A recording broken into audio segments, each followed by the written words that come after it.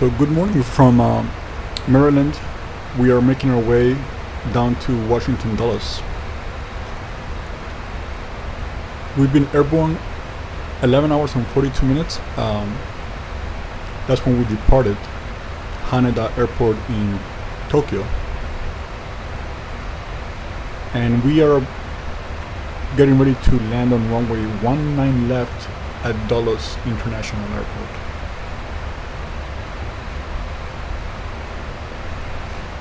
We leveled off at our initial descent altitude of 10,000 and currently 55 nautical miles to go in the flight plan.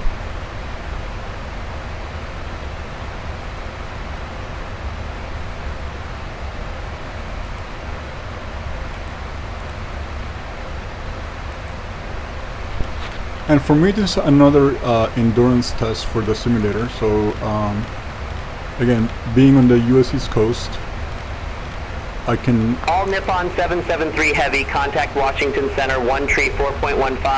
Have a good one. So I was saying, being on the US East Coast, I can... Contact Washington Center, 134.15, all Nippon 773 Heavy.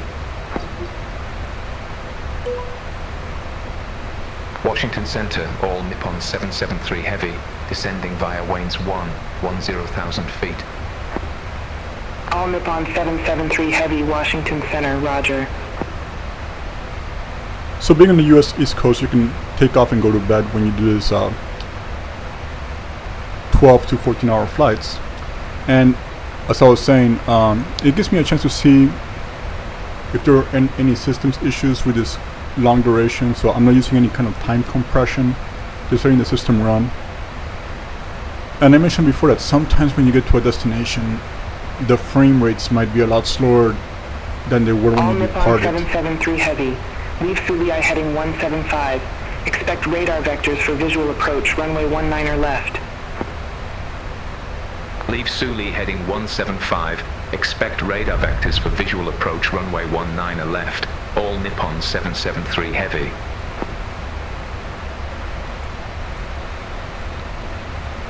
So my hope is once we get to Dulles, we have pretty normal frame rates. I haven't seen the most consistent behavior. I know service update 15 was supposed to correct some of those issues where performance degrades over time, especially when you're doing very long Nippon flights. 773 Heavy, contact Potomac approach 126.65. Contact Potomac approach, all Nippon 773 Heavy. Potomac, all Nippon 773 Heavy, good day, 10,000 feet with information India. All Nippon 773 Heavy, Potomac approach, altimeter 29er. Expect the visual approach, runway 19er left. Altimeter 29er, expect the visual approach, runway 19er left. All Nippon 773 Heavy. All Nippon 773 Heavy, descend and maintain 2,000 vectors for the approach. Descend and maintain 2,000, all Nippon 773 Heavy.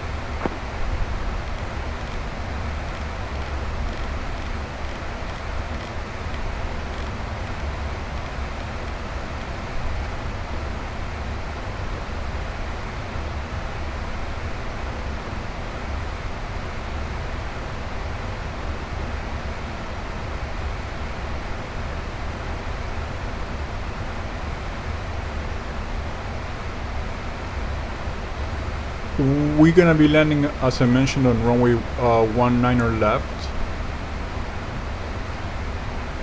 and then we're gonna be making our way over to Terminal B and just get one of the heavy gates over there.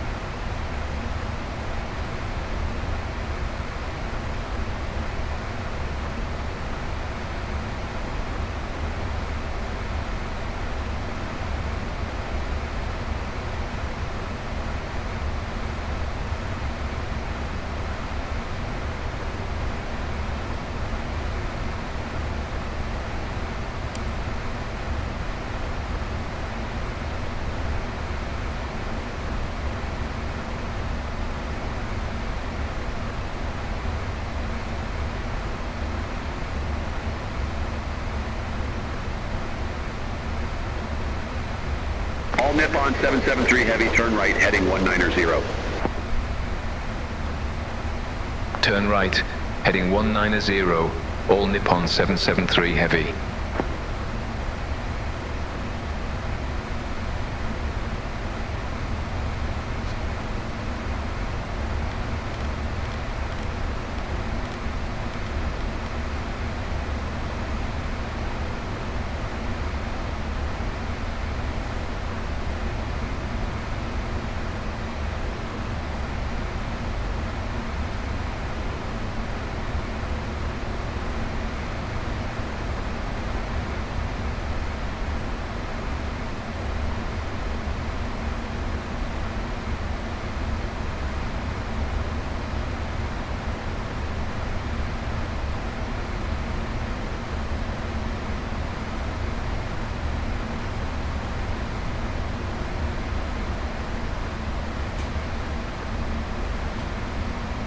Flaps 1.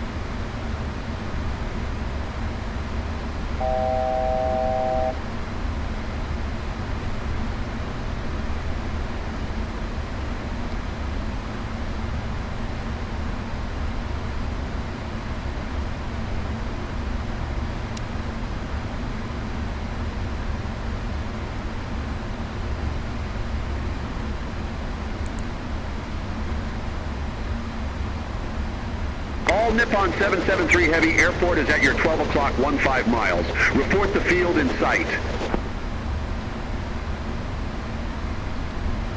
Field in sight, all Nippon 773 Heavy. All Nippon 773 Heavy, cleared visual approach runway 19 left. Cleared visual approach 19 left, all Nippon 773 Heavy. Flaps 5.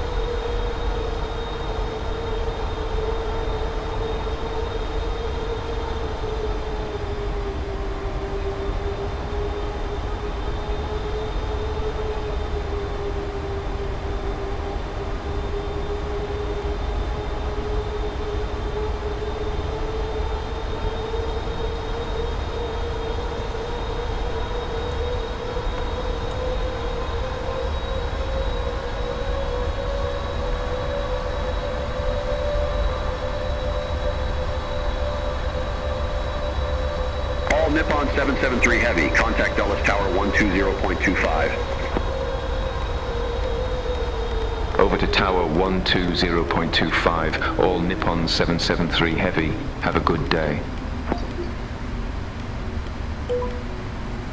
Dulles Tower, all Nippon 773 Heavy, visual runway 19 left. All Nippon 773 Heavy, Dulles Tower, continue. Roger, all Nippon 773 Heavy.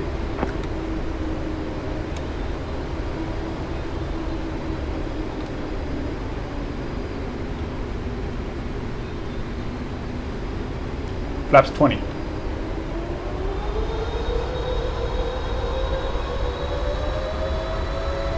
All Nippon 773 Heavy, wind 200 at 4. Runway 19 left, cleared to land. Runway 19 left, cleared to land, all Nippon 773 Heavy. Flaps 25.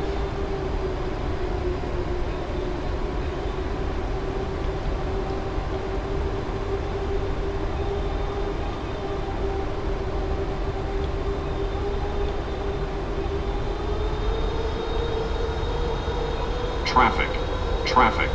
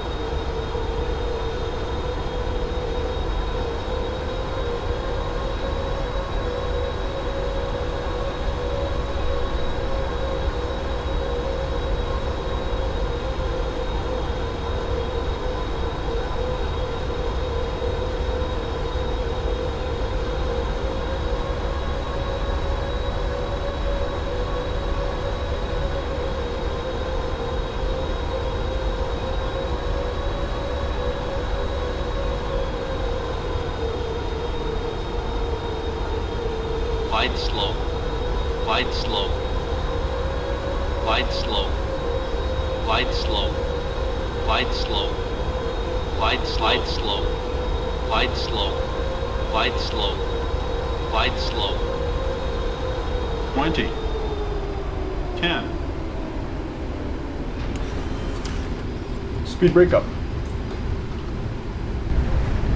Reverse normal.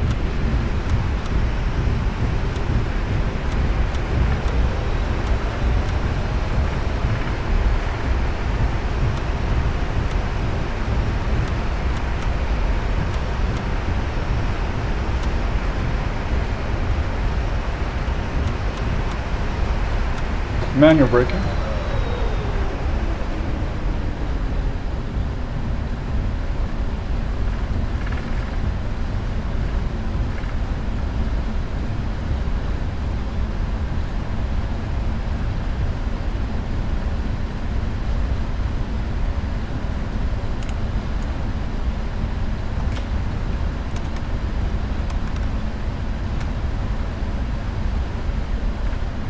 All Nippon 773 Heavy, exit right at Kilo 8. Exit right at Kilo 8, all Nippon 773 Heavy.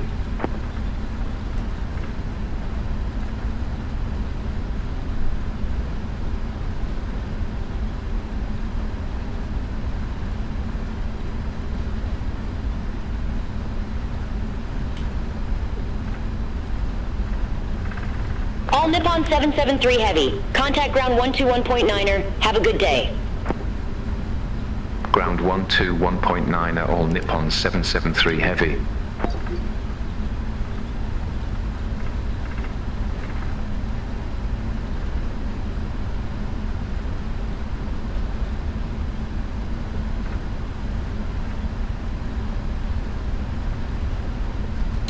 And it looks like default ATC is using the opposite direction, so we are gonna go right through this AI aircraft,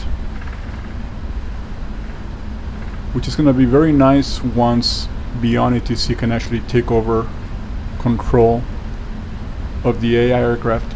There'll be a lot more consistency, there'll be less go-arounds, less crowding, on approaches. There'll be more separation, better sequencing. That's their idea, and I really hope they're able to get to that goal as the program matures.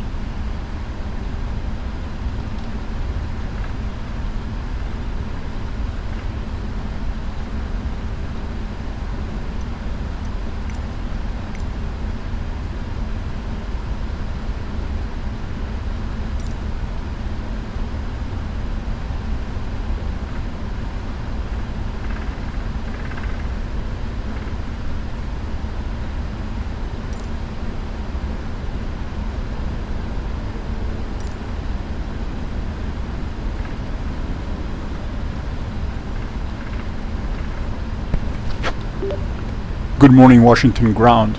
All Nippon 773 Heavy request taxi grade Bravo 40. All Nippon 773 Heavy, welcome to Washington Dulles Airport. Say parking or advise if need assignment. Gate Bravo 40.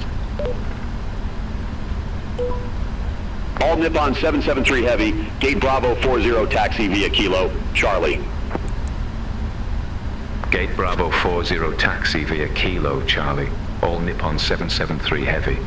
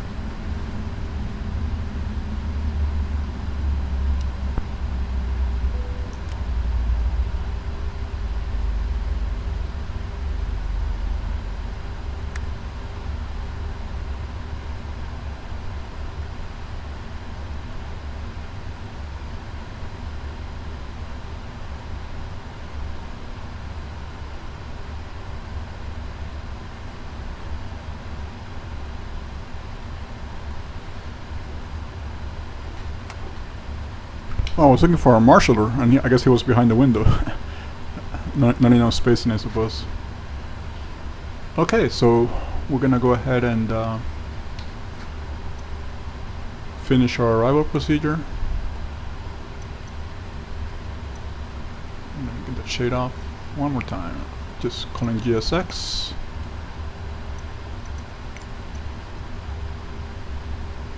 And we'll start deboarding.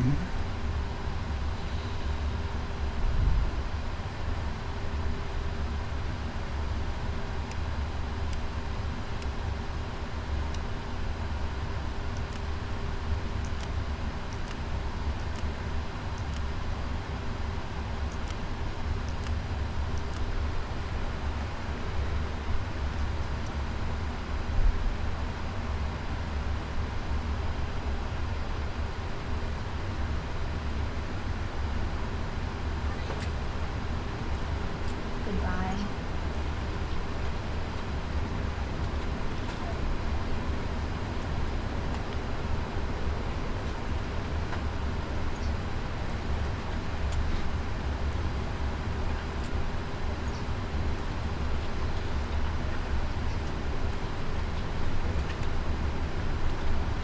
Thank you for flying with us. Thank you for flying with us.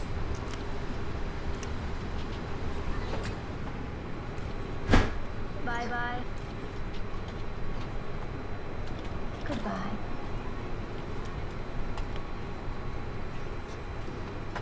Goodbye.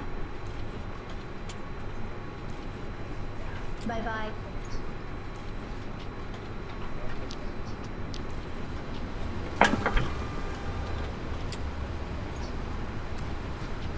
Goodbye. Thank you for flying with us.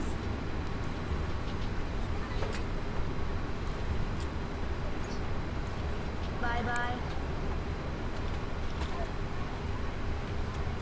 Goodbye. Goodbye.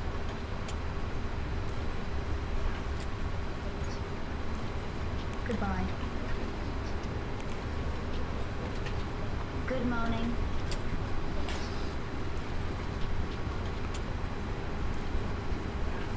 Goodbye. Good morning. Okay, welcome to Dulles. Good morning.